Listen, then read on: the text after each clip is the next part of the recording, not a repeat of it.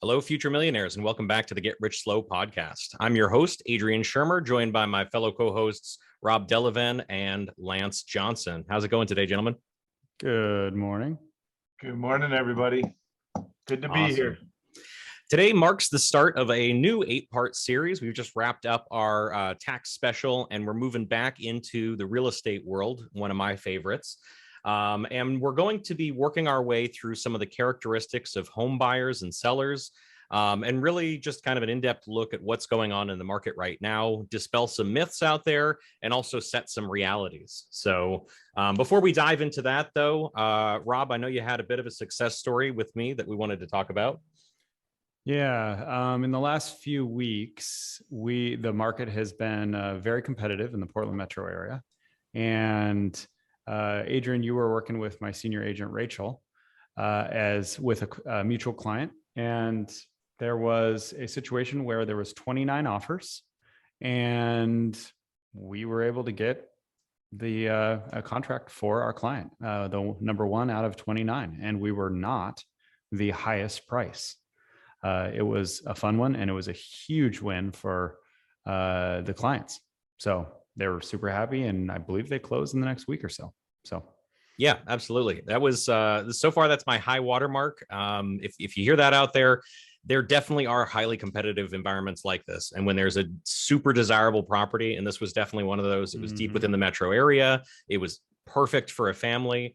One of 29 offers. I was told when I called the selling agent that I was one of only 2 lenders who called. Right. There's little stuff like that it's just that bit of extra effort and the knowledge that makes a difference. I had a great conversation with them, short off a flight back from a trip I took. And I think that did a lot to move the ball in terms of mutual professional respect. So, we'll probably build out an episode and actually talk about this one start to finish. It's actually a fun case study. But yeah, the successful offer out of 29. That's I don't know. Lance, have you ever heard of any more than that?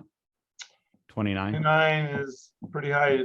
You know, I think I've seen some in the 20s, but not 29. Yeah, I've never seen that many. So, well, I've seen it, but I've never been part of a success story with it. So anyway, upcoming events I wanted to share with our audience. We are looking at a few different things coming up, but the big one is we have a ROI and Delavan Realty April 22nd sip and mingle event. And those we generally do every month. And that is at our office in Lake Oswego. And we're looking forward to continue to promote that. We will put links in the show notes down below for that. And of course, references to our website and such, as well as we'll also have ROI-financial.com listed below, and Delavan-realty.com below, and Adrian's Director's Mortgage website also. Yeah, I want to comment on that. Sip and mingle is just where clients, come across people that are interested, but they're fearful of meeting people. Some people are like that, right? And sometimes, it's better to have a small event where you could bring a friend, just have some fun, talk about some coming events with the market, Russia, whatever, and just kind of mingle at our Lake Oswego office. And then the Learn to Grows are really kind of educational events. And so look at those websites and we'll have more of those on there. Yeah. And we'll link to that in the show notes. And those are really fun, a lot of fun. For today's episode, we're going to be discussing the characteristics of home buyers based on stats received from the National Association of Realtors. Basically summarizing through the year of 2021. The information provided supplies understanding from the consumer level of the trends that are transpiring. And again, this is one of an 8-part series. So Rob, the question we have is based on these statistics from the NAR. They found that 60% of recent buyers were married couples, 19% were single females, 9% were single males, and 9% were unmarried couples.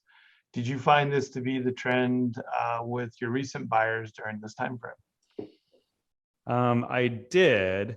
What's interesting is, of course, we don't have a scientific sample size.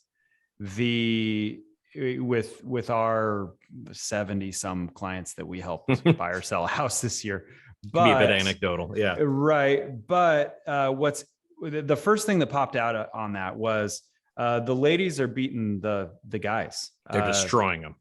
Basically double. Women are buying houses. More than. And guys aren't single guys aren't. And then of course there's the whole concept of couples, married couples. There's a higher level of buying power. You get an economy of scale hugely from having two income earners. And now of course you got kids and all those expenses and that sort of thing. But this has very much been the life change intersection events, the weddings or newlyweds, the just had a child, did have some divorce situations where we were selling, but the whole just coupling, decoupling, growing families, all of that sort of thing is a huge life change intersection. And people basically create their habitat around them, which is their homes, based on those things. So very unscientifically, but yes, the statistics are there, and what we see every day shows that is a huge driver. Any further thoughts on that, Lance? I mean, I know I think there's more statistics around the females versus male. Females will more likely, again, I don't have the statistics, but just kind of what I've seen, I'll have clients that are single females, whether it's through divorce or just never married, and they're more likely to adopt a child than a male would. Okay. And again, I don't necessarily have the statistics other than what I've noticed within my client base. And so when you're adopting a child, you're gonna kind of nest, and nesting, you want to have that security, secured home. What I have noticed is people, younger individuals are more likely to not necessarily get married right away, but they're economically, they would buy a house together, or one would buy and the other would rent, depending. So they'll cohabitate, unmarried couples. So I do agree with that they'll cohabitate more so than actually get married right away, because economically. So it's kind of, and we call those dual income earner type situations in planning. Right. We're always talking about what's the vacation rental, what's the house that we buy that we make a rental. It's just a different environment. They're more likely to buy a rental than to buy a home. Yeah. Which is really interesting. And that brings up the some of the characteristics or highlights in this. Were the first time buyers made up 34% of all home buyers in 2021. And that was an increase from from 2020, which was 31%. So it's trending up. We're seeing that a lot. And like you're saying, Lance, is there's not the old standby of, okay, you get engaged, you get married, you save up. The order of operation. Exactly. That's, I believe it's turning on its head a little bit. Another statistic, which we can chew on, is that same typical first-time home buyer was 33 years old this year, which is holding steady from last year, while like a repeat buyer average continued to climb to an all-time high of 56 years old. So people who are buying, so the not 34% that are first-timers, it's over 20 years later. So there's some concepts there. Older folks in their 50s and 60s are still buying and selling homes, and actually at a lot higher rates than the younger ones are. So yes, there's the concept of the rich get richer, right? The longer you've been around and making money and saving and all of those sorts of things, the better you're prepared to buy or sell a house. Yep. I'm sure there's more insight into that too, Lance, that you're seeing from especially from the financial side. Yeah. Yeah. Adrian, any other thoughts on the percentages here? No, I think that mirrors what I see as well. In talking with folks, I do find it interesting that the unmarried couples are making that charge there. And I do talk to a lot of folks. This kind of segues into the next point I was going to make, which is that 28% of home buyers, the primary reason for purchasing a home is the desire to own a home of their own. For first-time home buyers specifically, this number jumps to 65%. And we see a lot of these first-time home buyers in an unmarried couple. I really do. I think that people are starting to push that before the marriage. And maybe it's because a wedding is so expensive on average now that buying a house is actually a more mild prospect in a lot of ways. But it's also an investment. And I think that people are waking up to these ideas. I'm sure that our audience is also, within that group, that you're going to pass that advice on to your kids, not get married as soon as you can and just start popping out kids necessarily. But hey, why don't you get yourself financially secure first? Because babies are kind of expensive and it's only going to get harder as you work your way down that traditional pathway in life. Mm-hmm. So I like the trend. I think it's cool. And I personally, I was halfway baked through trying to do I was going to do like a series. I was like, man, my wife joins all these women in power groups and she's a business owner. I'm very proud of everything she's accomplished. Maybe there's a way I could reach out to women and help them, own houses at a higher rate. And then I ran into statistics like this and I was like, shoot, I actually need to help the boys out. It's we're right. Twofold behind. Right. But it's that mentality. It's that, I think it's a great example that you used, Lance. It's the nesting idea, the planning, it's setting a course for the right future for yourself. Mm-hmm. And it's very, very smart. Yeah. The security is a big piece there. Well, and there's a lot behind those numbers if they were to further break them out. So you look at those single females, how many of them got the old home or got the sale of the home that from a divorce? They're more likely to own their own, have a child. The unmarried couples, you'll see and again, you're getting in, I don't want to stereotype, but who's driving the unmarried couples scenario? Mm-hmm. Sure. Yeah. There's a lot behind the numbers, I think, that are make it so it's actually closer than you think. Mm-hmm. And for whatever reason, they just divided it out that way. And there's some others before we move on to the next questions is there's a few other stats here I'd like to share with you guys. 11% of home buyers purchased multi-generational homes, typically to take care of aging parents or because of children over the age of 18 moving back for cost savings. And then there's the whole breakdown. There's a racial breakdown of 82% of buyers were white Caucasian, 7% Hispanic Latino, 6% Asian Pacific Islander, 6% were Black African American, and 2% identified as other.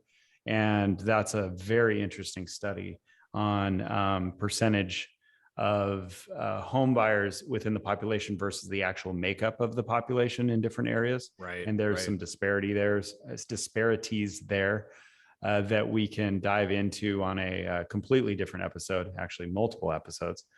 89% of recent home buyers identified as heterosexual, 4% as gay or lesbian, 2% as bisexual, 1% prefer to self-describe, and 6% preferred not to answer. So you can start, looking at different things there. Also a whole nother episode where we bring on some guests that have higher qualifications to talk about demographics than potentially we do.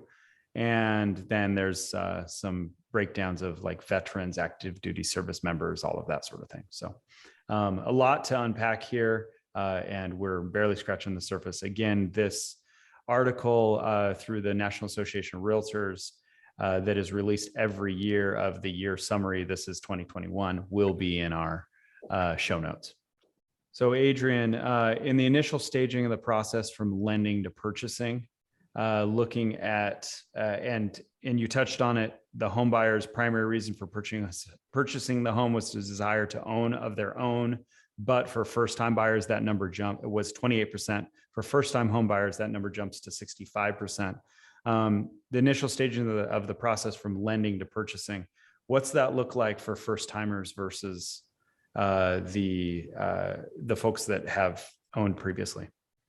Yeah, it's an interesting subject because, especially from our perspective, right? We think of things on the financial side of things. We look at growth of wealth and all that sort of stuff. But there's a huge push of just it being your own property, to have that pride and ownership, and to have something that you can modify in any way that you please, for better or worse, and to take on the liability of maintenance, which does sound like a bad thing, but you're paying for that. You're paying for that when you rent. Obviously they're going to make money off of you unless they've really ham-fisted their rental property, or you've got a very, very kind landlord who's giving you a break. So transferring that risk to yourself, but then taking on the benefits of that risk by spreading that cost out over time, is a way that people take ownership of their own future. So yeah, it's a really interesting statistic, and I find it fascinating that for such a high percentage, that's the driving factor, just to have a place of their own that they can call their own. So I dig into this a little more and actually direct this towards Lance. Lance, I know you actually help a lot of young couples that are referred. I've personally, referred folks to you that I've been surprised at their age. They're so savvy, low to mid 20s, and they're going after all of these adulting things that maybe I wasn't doing until I was late 20s or early 30s. The process, lending is obviously not super easy. You really have to have a lot of things dialed in to do that. But how does that lending process for those first timers, I guess I would ask you, will you speak to how you prep people for that lending and home purchasing process? Yeah, well, I mean, there's a whole process we go in, going through planning. Are they going to be putting 3, 5, 10% down?